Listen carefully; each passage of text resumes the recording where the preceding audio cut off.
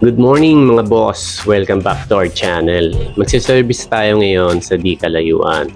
Ang makinang ipagagawa sa atin ay Singer Ordinary Sewing Machine.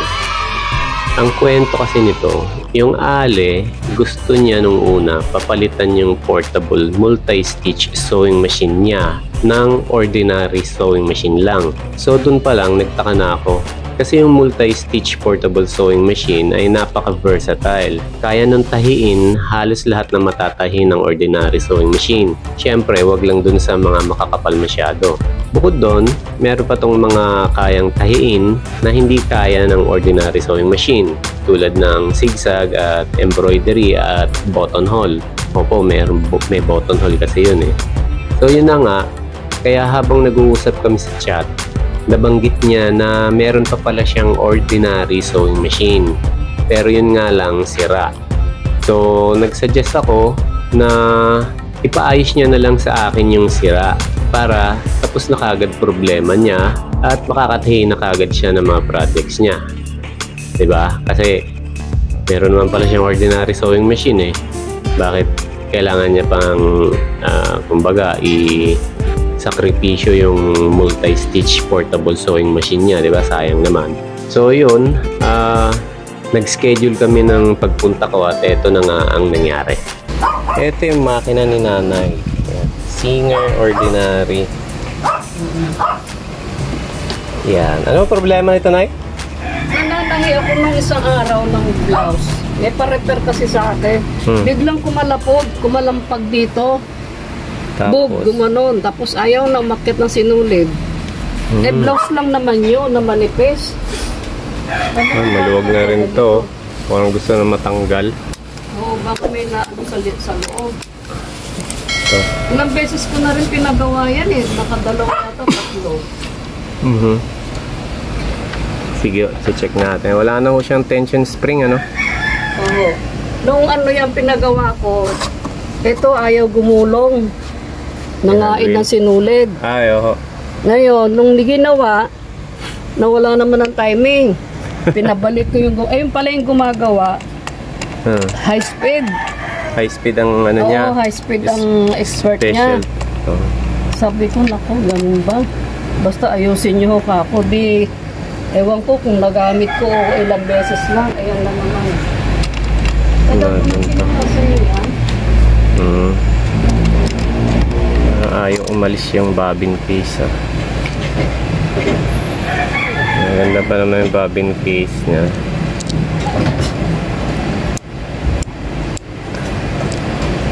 Yan natin yung bobbin. Baka mamaya puro na tama. Iinom nga ako ng gamot eh. Anong gamot nyo? Naku, marami akong maintenance. Sa diabetes. Mag-herbal na lang ho kayo. Baka mamaya madali yung kidney nyo niyan. Ano magiging herbal? Eh, yung mga uso ngayon, yung mga sampalukan. Yun nga eh. Tsaka mga pansit-pansitan. Yung nga ganon, mga tawa-tawa. Tawa-tawa naman. Tsaka, huwag na ho kayo masyado mag-rice. Okay nga ho yung karne. Karne ng manok. Ay, manok di ako nakain. Karne ng baboy, baka. Hindi. Gulay ako eh. Hahaluan nyo rin ho ng karne. Kasi kailangan din ho natin yung karne. Okay. Huwag lang ho yung ihiwalay nyo na yung may taba. Sige na kong to. Hindi na ako masyadong nagluluto. Oo. Nabili na lang ako ng... Napakaluwag ng belt oh. Oo. Adjust natin. Andyan pa ho yung pedal nito. Yung foot pedal. Foot control pala. Oo. Sige. Check muna natin yung timing. Alisin natin itong pressure foot, plato. Silipin natin yung karayom dun sa mula noon hindi pa meron akong pinagpagawaan. High speed naman daw siya.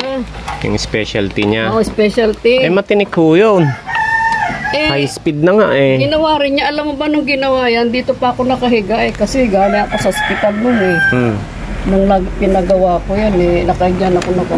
May katulong ako magtulak. Lalo ako napagod. Ay, teka. Hindi umiikot yung shuttle hook. Ay, naku. Ayun Hindi ko alam eh. Yung lang. Ayun ayaw sumama yung shuttle hook. Kasi nung tinawagan kita, sabi niya may kumalabog. Nagamit ko pa yan. Ayun. Wala yung tornilyo nito. Huh? Ayun Wala ba kayo napansin na nalaglag? Teka, lalagyan natin ng flash. Hindi ko alam kung may nalaglag lang. Ayan. So ito yung makina. Pag inikot mo, hindi nakakilos yung kanyang shuttle hook. Hindi po. Kaya pala, wala pala yung tornilyo rito. O baka naitabi nyo ho yung tornilyo. Hindi ko alam eh. Tsaka yung nut. Basta ginamit ko. Dito lang ho ba ito nakapwesto? Hindi, doon dito. Minsan nandito. Minsan diyan ko dinadala dahil maliwanag. Oo. Wala kayong kasama rito, baka nawalis niya. Hindi ko alam. Tanungin nyo kaya. Para hindi na tayo magsusupply ng pyesa. Ang mga anak ko walang pakialam sa makina. Hindi nga niya alam na darating ka eh. Dahil magagalit na naman yun eh. Sino yung taga Taga Wiltec? Oo, hindi na siya sa Wiltec. Kaya hindi ako masamahan. Iba na ang trabaho niya ngayon. Collector na. Ganun. Sa Wiltec, doon lang siya sa opisina. Kaya pwede siyang umalis-alis.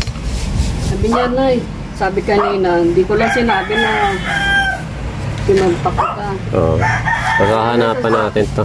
Oo, tornilyo. Sabado na lang natin niya dalhin. Kasi hindi siya pwede umabsent. Ayun Yan pala sinasabi niyong kumalabog. Asan? Kaya, dito ko narinig. Natanggal yung tornilyo. Diyan ko narinig. Kaya hindi na gumagana to. Oo, tapos hindi na umakyat yung sinulid. Kalembang. Ito kasi kalembang to. Yung kalembang. Asukal. Ay, wag na po na kakakain ko lang ho. Ito kape, nakatimpla na. Nagkakape pa ho ba talaga kayo? Minsan, ayaw na nga ako kakapein eh. Okay lang naman ho, malabnaw lang. Para lang mainitan lalamunan nyo. Oo. Saka walang gatas daw. Hindi naman ako talaga nagagatas. Kaya lalo dumagamit ang buto. Kaya buti nila may dala tayo. It's either ito or ito yung kulang na pyesa. Yung sa makina ni nanay. Titingnan natin ngayon. Ligpit muna natin tong ating mga ricotitos. Natin kung alin dun yung kakailanganin. Unang pinagawa ko yan ngayon. Marami sinulid na kinain. Ay. Yun pala, high speed ang expert ko. Okay, yung kailangan natin ito pala. Yung may V-cut yung ulo, yung tornilyo. Tapos kasama syempre yung nut. Swerte, may dala tayo. Okay, kakabit muna natin yun. Simple lang naman pagkabit nun. Mamaya makikita nyo. Ito ko lang, ang dami nakipag-hit eh. Yun, nabasa ko na sa Facebook. Nawala na nga siya. Sabi ko, oo, kako. So ito na, naikabit na natin. Ayun na yung door yata. Ayun na yung ulo. Kabila, yung V-cut na ulo ng tornilyo. Tapos kinabit natin yung nut niya sa kabilang side. Mabuti ikaw at expert mo yan. Yung isang gumawa. High speed ho ang ko. Hindi, dapat expert din ho yun. High speed na siya. Ito po, size 11. Dito, yung nut na to. So, kailangan yung size 11. Bago nyo higpitan ito, higpit nyan pababa. Kukontrahin nyo rito. Ito ng screwdriver. Parang pa ganyan. Hindi ko magagawa kasi yung isang kamay ko naka-camera. So, kukontrahin nyo. Tapos, bago nyo higpitan, siguruhin nyo na may clearance. Ayan, katulad niya na sakto lang na makakakilos ng bahagi ng libre. Ayan, kasi kapag hinigpitan niya na mahigpit din to, masikip, hindi makakakilos na maayos yung mga pyesa. Okay, higpitan ko lang. Ayun, nahigpitan na natin to. Kinontra natin ng screwdriver dito. Kinontra dito ng screwdriver at dito higpitan natin tornilyo. Tapos makikita nyo na Sakto lang ang clearance, oh. Pag ginalaw-galaw nyo, magagalaw pa rin to. Libre. Eh ano yung tumunog dyan na malakas no na... Titingnan natin kasi may dahilan din kung bakit natanggal to. Baka pwersado siya, baka may something na nangyayari dito. Nananahi ako ng ano, hemming lang, yung tupi lang ng blouse. Tandaan. Seda naman yun eh, bakit? May lining yung seda. Narinig ko ito. Naku, nanay ko, makikakusinga. Lalo na akong di makapanahit alam nyo Oo. na lumaki yung zero. Ko na eh. Huwag na kayong manahe. Sabi ko, anong gagawin ko? Tutunga nga lang ako. Wala na akong ginawa kundi maglinis, magligpit, magkalkal ng kalat dyan. Ito, ipitan natin. Ngayon na, nandito na rin to, nakatuwad na yung makina. Check na natin to. Clearance nitong pyesa na to. Yung kalug niya pa ganun, kung sakto, pati to. Tama rin, ang kalug niya pa ganon, pati to tama din, kakalugin yung pa ganon, ano may diferensya, pati to, kalembang, ikaw tatawagin ko. yan, kaliwat kanan, okay naman ang mga clearance nila. Tapos ito, okay din naman ang clearance nito. So okay na tayo rito sa ilalim. Check na lang natin yung timing niya. Pero kung gano'n ang problema, madalas to hindi nagbabago timing yan. Basta may kabit nyo lang na maayos yung tornilyo dun sa kalembang. At pag kinabitan nyo yan ng bagong karayom, malamang tatahi ka agad yan. Pero double check din natin. Tapos higpitan natin to. Tanggalin muna natin tong cover na to. Dalawang screw. Isa rito. Uy, itong kape mo pala. Laglag yung isa. Tsaka ito. Kape ka muna. Sabi ko sana po, punta tayo kay Mike ako. Naku Nay, hindi ako basta-basta makakaano. Kasi ang trabaho niya ngayon, collector. Sa kawit siya ata siya eh. Hindi siya pwedeng mag-absent ng mga alipat. Hindi katulad sa Wiltec. Nasa opisina lang siya. Anytime pwede siyang umalis. So kaya tumalsik yung tornilyo. Ito nalaglag.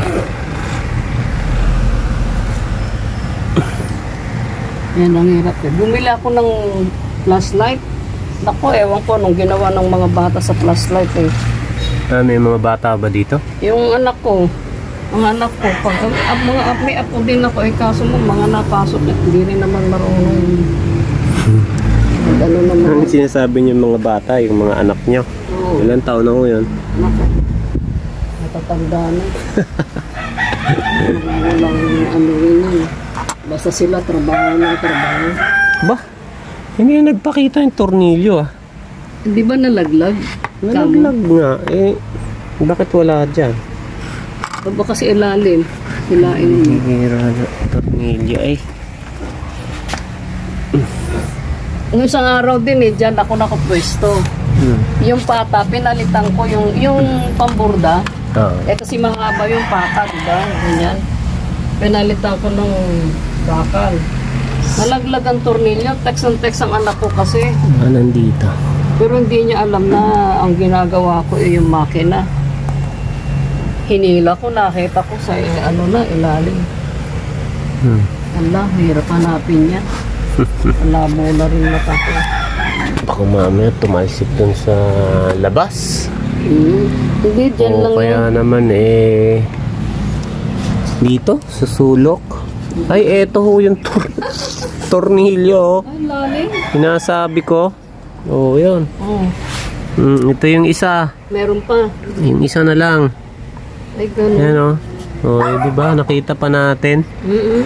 Yung isa na lang. Siguro pagka yun hinalukay nyo, makikita nyo rin dun yung kapares nitong tornilyo na to. Yung problema. Ibang tornilyo nakita natin. Diba? Hindi yung hinahanap. Oo. Diba nawala na yung tornilyong maliit. So supply na lang natin. Pambihirang tornilyo yan. Pasaway. Teka, dito. Baka nandito. Katulad nga yung inaano ko isa eh. Tornilyo yung nahanap ko. Ang inahanap ko yung... Dito bakit ayaw mo ba? Ang layo naman ng tinalsi ka noon. Grabe naman yung tornilyo eh. Baka sa ilalim. Diyan. Wala ho eh. Hindi ko siya nakitang napansin na tumalsik o ano eh. Ha? Pumalabog o. Wala, hayaan nyo na ho. Susuplayan ko na lang. Ano ba yung itim na yan? Di ba yan? Ano yan? Saan? No, hindi. Wala ho. Parang mga dumi. Meron pala ritong ng ano. Tape. Baka sa ilalim. Baka ano ilalim. Hayaan nyo na ho. Susuplayan na lang natin. So ito, higpitan lang natin to. Itong nut na to, hihigpitan to. Yung kape mo, alamin mo muna kahit walang... Ayun. Ito, higpitan to para ito hindi na gumalaw-galaw. Bagay, matagal na rin ang inano sa akin yan. Ito lang pag-higpit natin.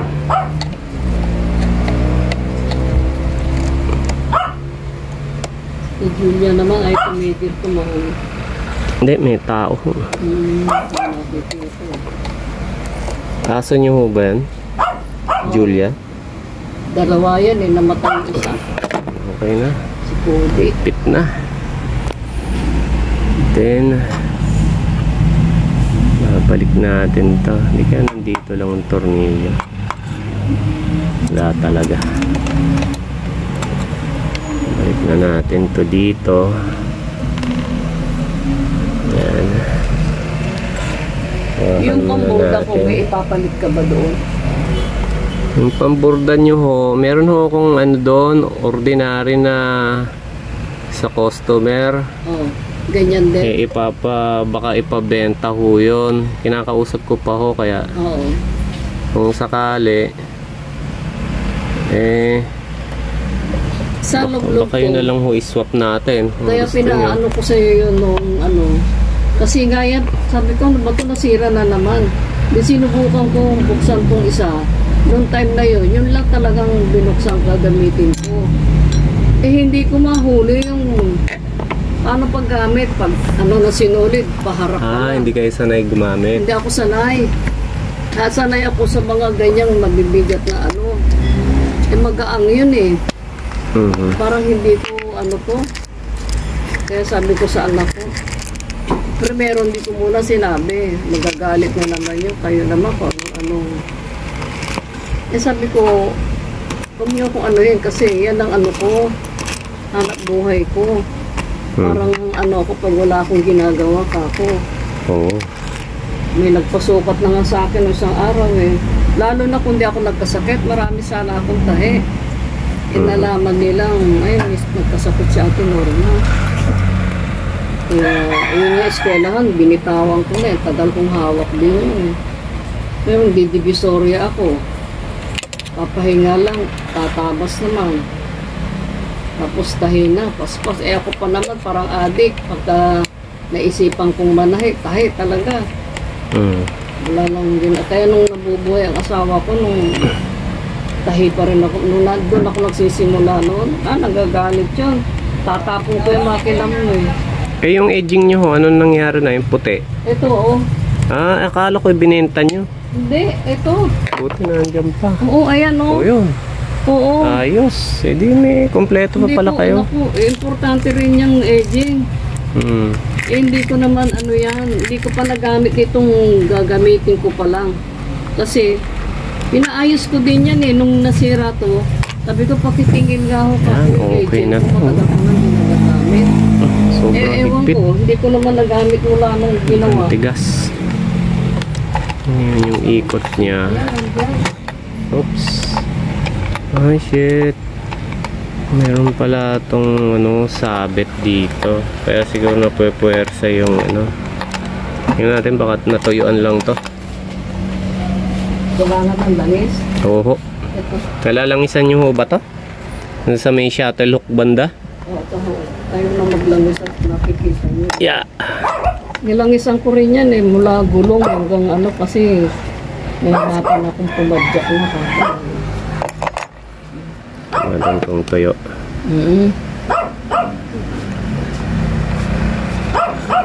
Yan ako talaga naman ang ingay.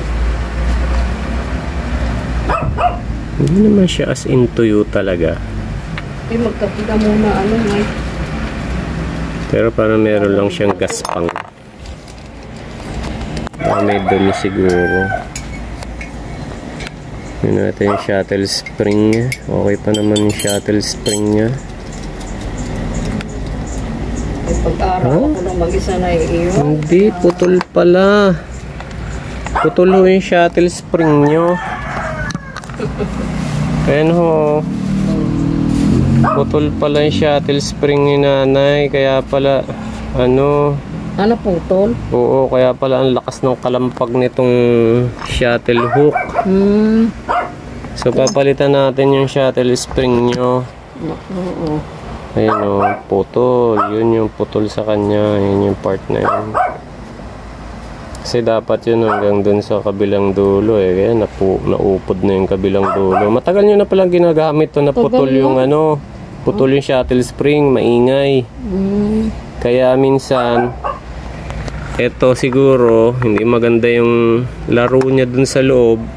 Yung housing. Kaya minsan kumakalang siya. Siguro kaya napipwersa yung tornilyo dun sa ilalim. Okay, so ayusin natin, papalitan natin yung shuttle spring. Sa ganyan, basta ako nanahin. Para mapalitan yun, may tutorial na ako nun. Alisin nyo muna to, pati yung ngipin.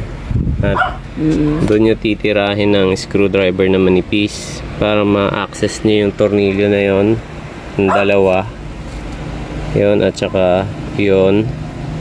At matanggal nyo yung shuttle spring, mapalitan ng bago. Kaya gagawin ko na yon kasi isa lang ang ano natin. Baka lumaki sunog.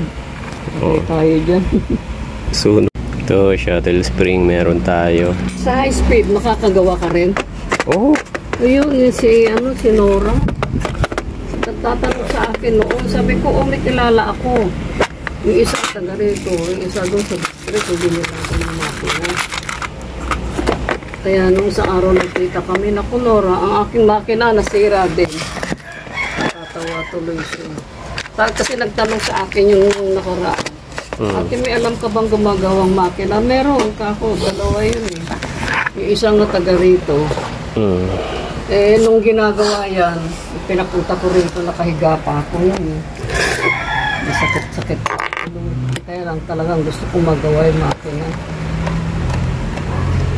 Eh, nagamit nyo ba nung pagkatapos magawa? Eh, may sakit naman kayo. Ewan ko ba kung ako'y nakatahi noon? Konting ano lang naman ang tahi ko ngayon, hindi na ako. Ngayon kasi, kaya ako nag-aalala, marami akong offer, tapos may nagpagawa pa ng uniforme ng simbahan. Meron pa sana magpapagawa, eh alam nilang nagkasakit ako, natatakot sila. Baka ako mag-ingat. Baka mapuwersa, oo. Ate Norma, baka ano, talaga noon puntahin ako rito ng mga ano eh, papatayin noon. Lalo na yung Tierra Santa dyan sa Anabo. Buong ano yan eh. Anabuan ho ba yun? Oo, Anabuan yata. Kasi may ano bang malapit na ano doon. Dito lang eh, paglapas mo rito sa buhay na tubig. Ay hindi, malayo pa, buhay na tubig. Ano ba yung supermart dyan, yan malaki? SM Hypermart? Yung dating Macro? Oo, yun. Ang kalampas lang ng Macro. Tapos tatawid lang doon sa tapat na yun. Tierra Santa, Montessori. Along Anabo Road din. Oo, naon, Anabo. Ayun, baka doon sa may Silyas. O yun, Silyas. Doon sa may school nga doon, oo. Yung hawak ko yun. Primero, wala pa, isang building lang yun. Kinder lang eh. Nung pinaka, ano, may-ari buhay pa. Eh ngayon, parehong patay na. Mga manugang na. Yung isang may-aring anak, yun ang pinakaamo ko, namatay na rin. Yun na lang, bilas na lang nanduhipan. Kuya niya. Ang tagal kong hinawakan yun. 14 years yata, 15. Kasi, ewan ko ba't namasyal ako doon sa bahay nilang malaki, sa may Alabo, sa may CBI. Nakita ko uniforme nakahangер. Sabi ko, saan school yan? Nagpapagawa sila niya na eskwelahan dyan sa Silya, sa niya. Di tinignan ko, pumunta ako. Wala pa, hukay pa lang eh. Parang ganito pa lang nung nahukay. Ganito lang kalaki. Ngayon ilang building na. High school na. Sabi niya, tingnan mo niya. Pumunta ako sa school. Yun, kinontrata na ako. Kaya mo Ate Oma. Elementary pa lang eh. Kaya naman ako umuo. Grade 4 pa lang. Hanggang grade 4 pa lang noon. Ate Oma ho pala ang tawag nila sa inyo? Oo, Ate Oma. Tawag sa akin sa school. Ate Oma. Tapos yan, namatay na yung dalawang matanda. Namatay na rin yung... Yan o, putol. Yan o, putol. Kasi dapat yung dulo niya may ganun. Siguro sa tagal na rin na. Ngayon ito, hindi ko na ito kayang videohan. Kasi kailangan ito dalawang kamay. Sorry. Ayan. Okay, pwesto nyo lang ng ganyan. Kung paano nyo tinanggal yung tandaan nyo, tapos ganun nyo rin ipupwesto yung ito ba yung kapalit. Nakasaklog? Oo. Yan nga. Okay. Kita na lang mamaya pagkatapos may kabit. Stitches. In-adjust ko na konting isang hakbang lang. Ako nagalit. Nakikialaman ko yung makina yun. Ayan, perfect. Kabit na natin. Oo. Galit sa akin yun. Kaya hindi ko na nagalit. Kaya natuto akong kumuha ng makina. Sakto yung clearance. Ayan o. Kumbaga, mula nung binili ko sa iyo yan, ngayon lang na nagawa. Oo nga, nagawa ng isang mama. Ewan ko pa, pinatanggal ko na yung sinulid din. Kung bakit kinain ako, ayaw mandar. Oo, ganun mo talaga. Oo, kinain. Saan nanggagaling yun? Yung sinulid? Oo. Hindi sa sinulid niya, yun mismo kakainin niya. Hindi ko naman nakitang kumain yan eh. Hindi ko naman nakitang gumano na sinulid. Ganun talaga, hindi niyo mapapansin yan. Oo. Sabi ko nung ba't tayo magdarhil? Check na natin ngayon yung timing. Tapos nakita ko, Ako, purol yung shuttle hook nyo. Purol Kitang-kita na purol. Walang tulis. Sasain na lang natin yan para hindi na kayo makagastos. Bahala.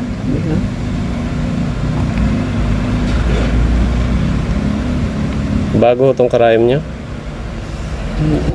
Ewan ko. Hindi ko alam.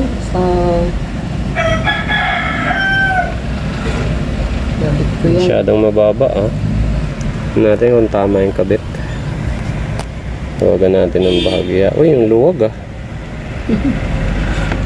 Bagay pala nung kinuha ko walang tornilyo. Wala dito. Rin? Oo. Sana ba yun yung tornilyo dyan na maliit. Oo. Kaya yung karayom nyo wala sa posisyon. Hindi tama yung taas niya. Dapat may tornilyo to.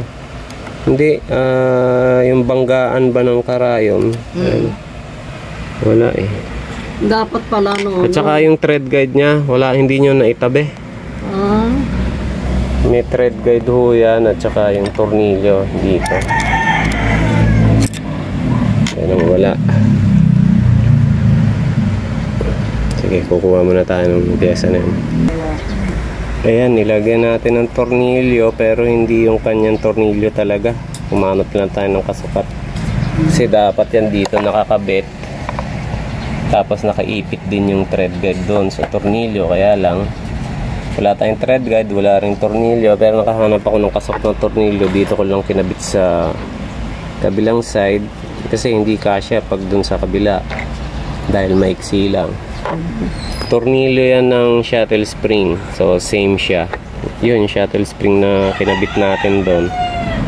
Pareho ng sukat dito. Kaya yun na yung kinabit natin.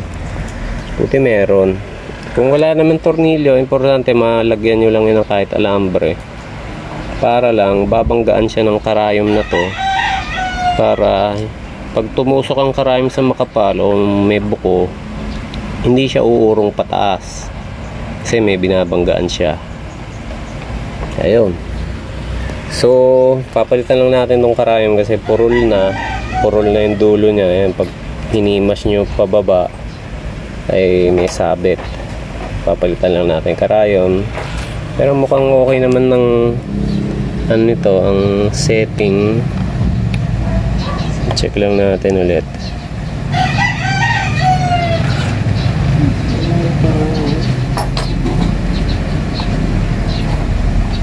Maghahasa pa pala tayo ng ano, ng shuttle hook.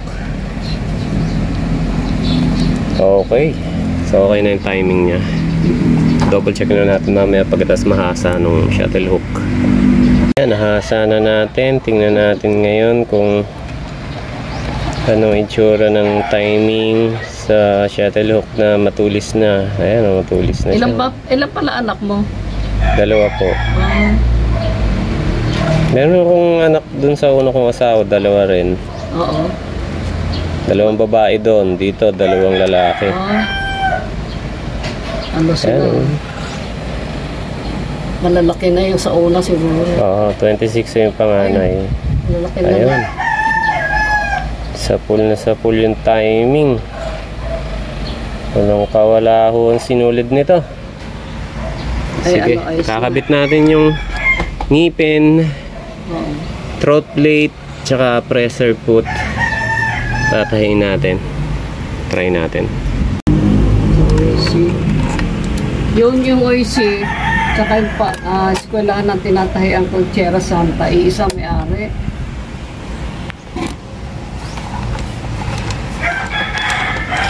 Yun sa kanila eskwelahan, Tierra Santa, Ayan, inayos na rin natin yung higpit ng belt. Oo, yan. Dito lang naman adjustment nun. Lugan nyo muna to para yung ito, yung motor kasama tong bracket niya, maitaas baba niya. Pagka okay na higpit ng belt, tsaka nyo higpitan ulit tong tornilyo na to. Ngayon, testing naman natin yung kanyang foot pedal. Pangalawang pedal ko na nga yata yan eh. Yan. Alright. Yan, saan ho natin to pwede saksak na eh. Ito yung extension. Ito.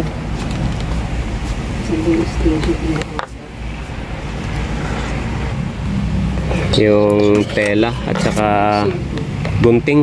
May mahaba. Ayan, dyan pala itong saksakan mo. Dito. Ayan, dyan. Dyan nga pala. Ayan.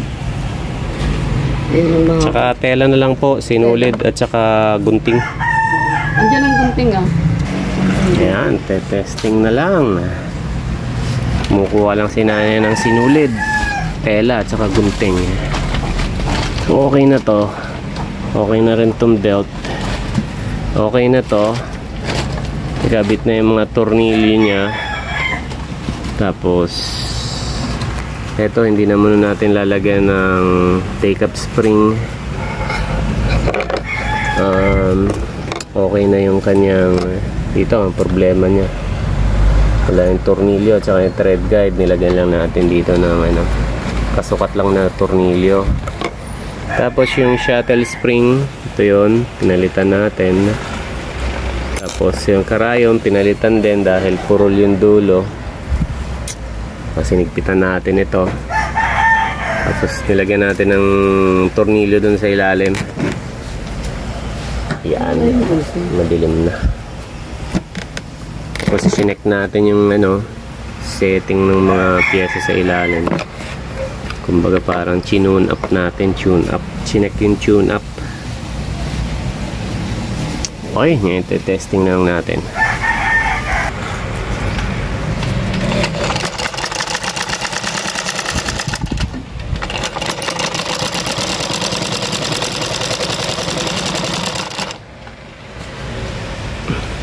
Patiran ng sinulid. Tingnan natin kung bakit napatiran. Mahigpit yata masyado.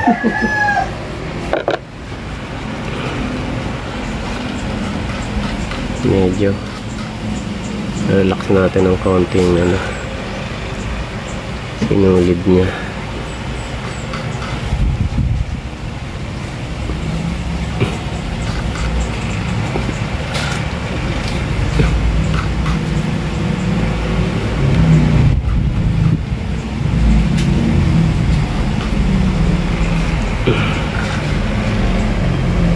Ito yung sa babaw. Ito naman yung sa ilalim.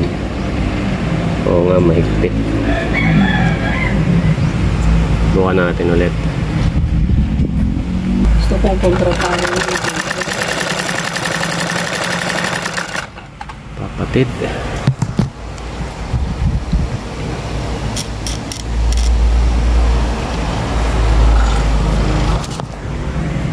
Yung mga sa simbahan, uniforme, ako rin ang gumagawa nun.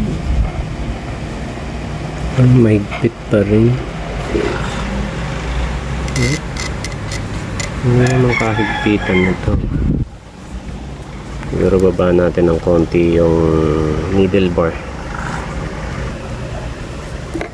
Yun yung ilalim. Ito yung ibabaw. Malinaw ba? Bigyan natin ng flash. Yan. Okay.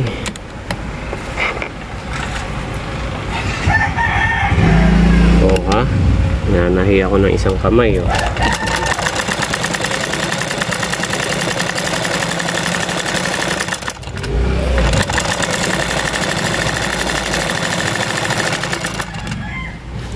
Ito yung babaw. Marumi lang yung sinulid eh. Ito yung ilalim.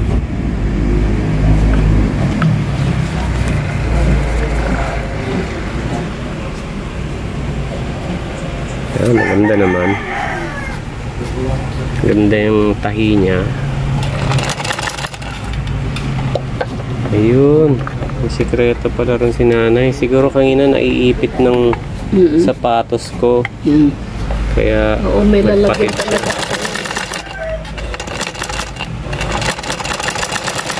Asan to yung oiler nyo? Ilang isa natin pa. Ayun, medyo sumikip nga dun, no? Yung naiipit ng paa yung sinulid. Hindi naman, medyo lumuwag. Nagkaroon ng buhol. Alangisan muna natin lahat. Oo. Ang nilangis ko lang yan dyan. Ito, yung mga wheels na. Tsaka sa ilalim, yung mga...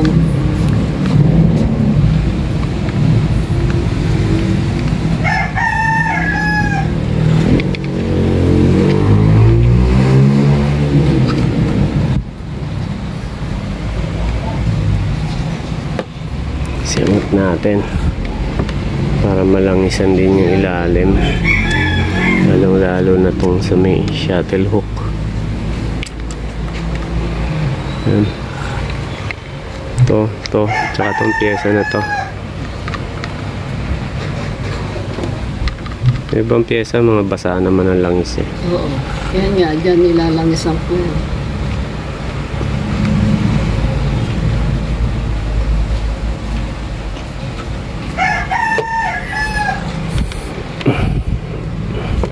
Yun.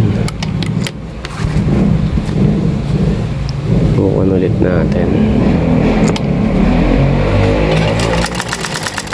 Ayun, medyo pa mahilig yung pagya.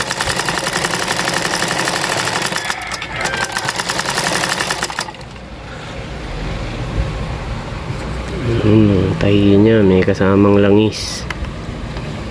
Tapos yun yung ilalim.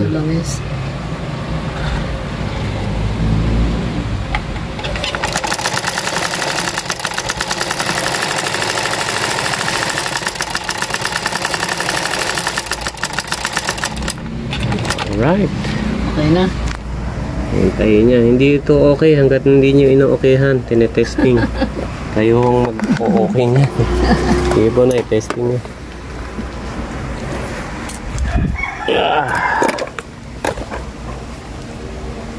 Oo nga.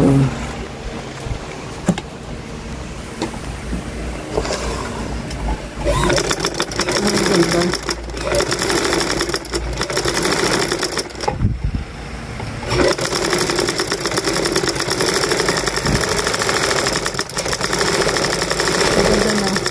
May buhol yung sinulid oh. Yan.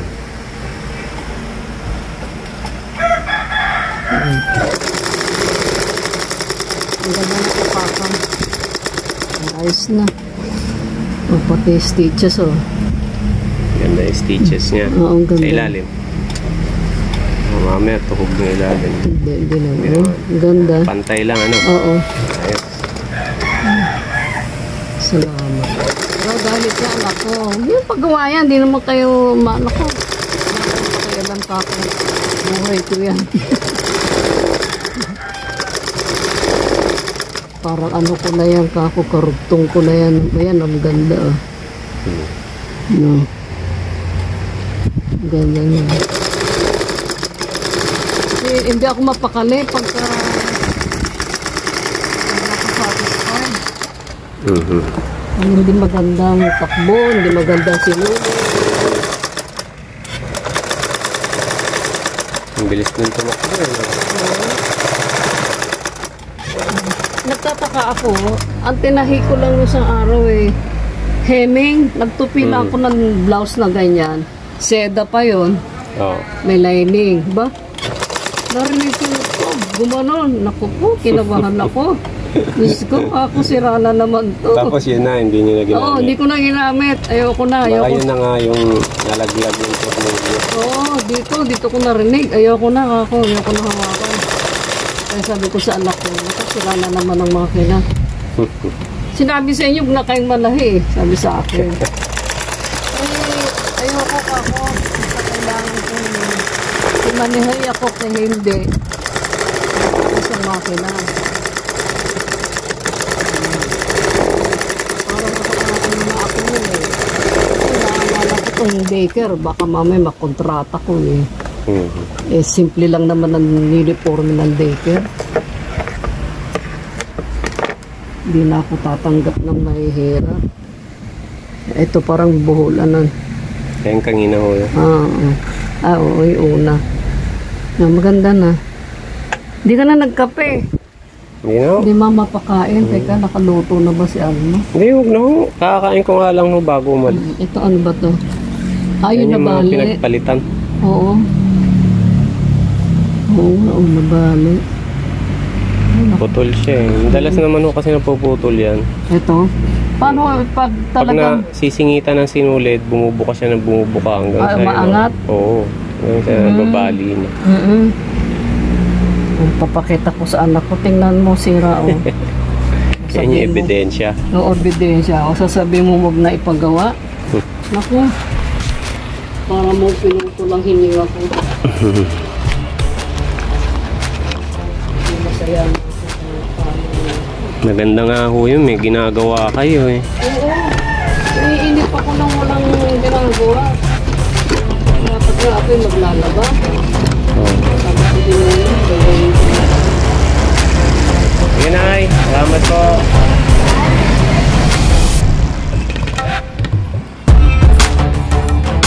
At dyan na nga po natapos ang ating pag-service sa makina ni nanay. Sana may natutunan kayo kahit paano, lalong-lalo na sa mga baguhan sa paggagawa ng makina. At dun sa mga mahilig mag-DIY. At kung may napansin naman kayo na mali or hindi tama sa paggawa ko, maaaring paki-comment lang po sa ibaba at paki-share kung may mga suggestion po kayo. Tandaan, basic repair lang po ito. Kumbaga, basic troubleshooting. Huwag po kalimutan mag-subscribe at paki-like and share at abangan niyo pa po ang mga susunod na video ko. Sorry nga po pala at natagalan bago ako nakapag-upload ulit ng ganitong klaseng mga video. Till next time po ulit ha. Alright!